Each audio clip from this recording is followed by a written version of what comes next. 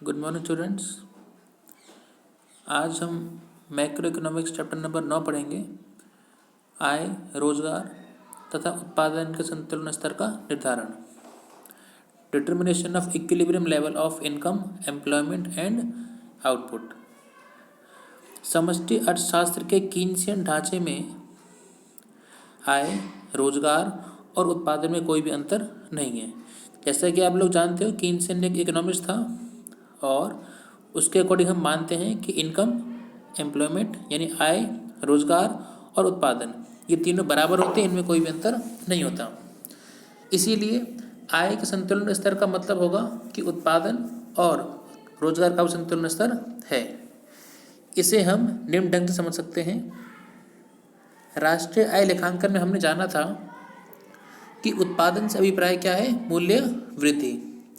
और अर्थव्यवस्था में मूल्य वृद्धि और आय का सृजन एक दूसरे के समान है, यानी अगर मूल्य वृद्धि होगी तो आय का सृजन भी होगा। इसीलिए हम मानते हैं कि आय और उत्पादन में कोई भी अंतर नहीं है। उत्पादन में वृद्धि तब होती है जब या तो रोजगार के साधनों में वृद्धि हो या उत्पादन की नई तकनीक अपनाई जाए। ये तो बिल्कुल संभव है।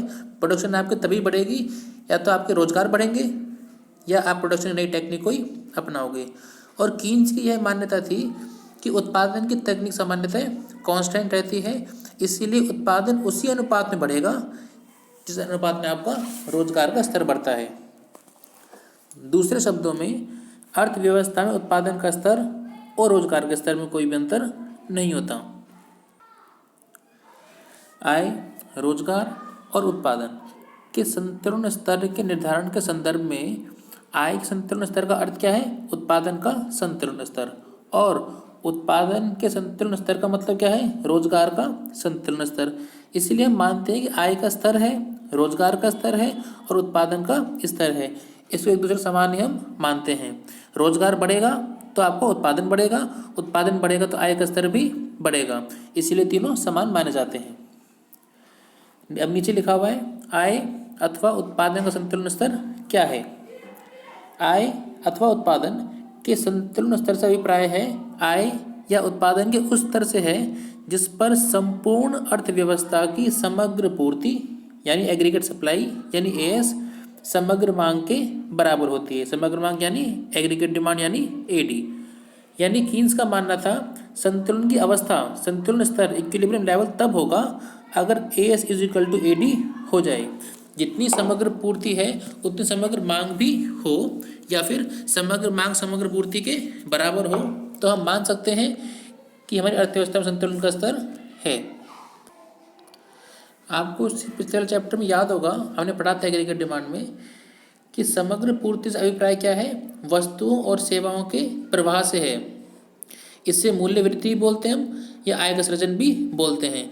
जितनी समग्र पूर्ति होगी, जितनी एग्रीगेट सप्लाई होगी, उतनी उसकी इनकम का सृजन भी होगा। और इनकम के दो मुख्य घटक हैं, उपभोग यानी कंजम्पशन और बचत यानी कि सेविंग।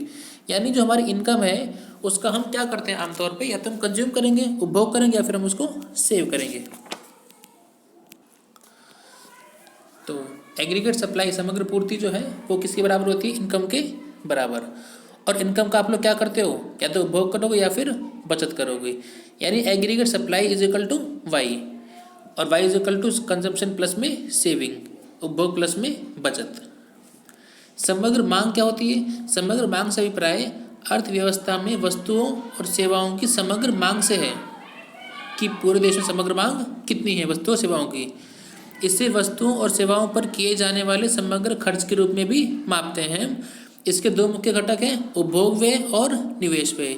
यानी हम जो समग्र मांग करते हैं, या तो हम उसको उपभोग करेंगे या फिर हम उसको निवेश करेंगे। Aggregate demand is equal to C plus में आई। तो अगर हमें जानना हो संतुलन अवस्था कैसे होगी, तो aggregate demand is equal to aggregate supply हमें करना होगा, या AS is equal to AD करना होगा। एग्रीगेट सप्लाई क्या होता है? कंजम्पशन प्लस में saving C plus S is equal to aggregate demand क्या होती है? C plus I. यानी कि C plus S is equal to C plus I आपका होना चाहिए। दोनों तरफ सी है, ये कैंसिल आउट हो जाएगा और क्या बचा आपका? एस इज इक्वल टू आई। यानी कि दो अप्रोच निकल कर आते हैं यहाँ से, A S is equal to A D approach और S is equal to I approach. Saving is equal to investment. अर्थव्यवस्था में आय या उत्पादन रोजगार के संतुलन स्तर को दो प्रकार से हम देखेंगे। पहला ASAD अप्रोच, दूसरा सेविंग और इन्वेस्टमेंट अप्रोच।